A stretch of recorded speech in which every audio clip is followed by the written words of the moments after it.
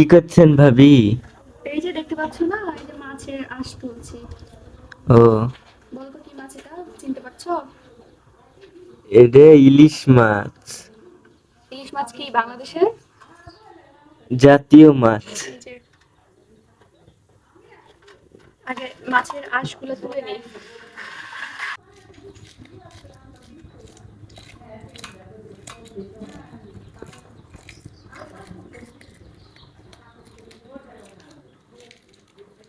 কি এগুলো হলো? কাঁটা ফুটে যায় অনেক সময়। ও, এই জন্য সাবধানে, যে এখানে কাঁটা থাকে এগুলো থেকে সাবধান। আচ্ছা অফ করে দাও। ভাবি এখন কি করবেন মাছটা?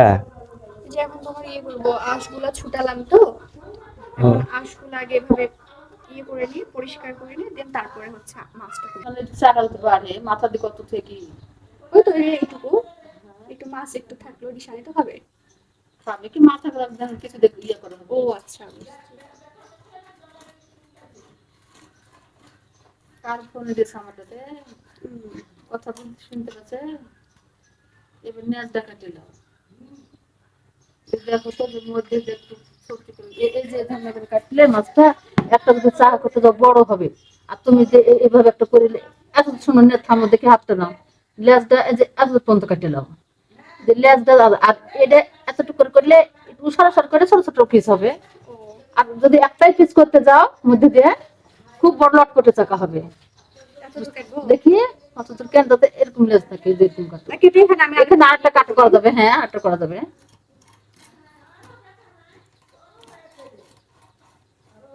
এই যে ডিম মাছের ভিতরে।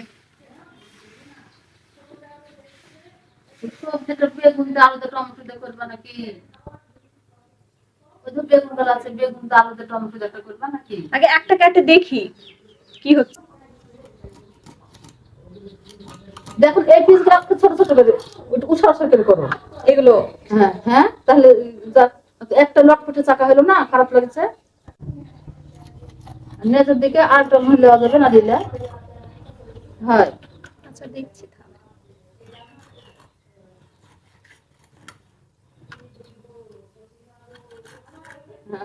এটা ঠিক চাকা হলো। আর ওটা আবার ওরকম করে করো। বড় মাছ হলে এভাবে নিতে হয়, আর যখন দেখো যে না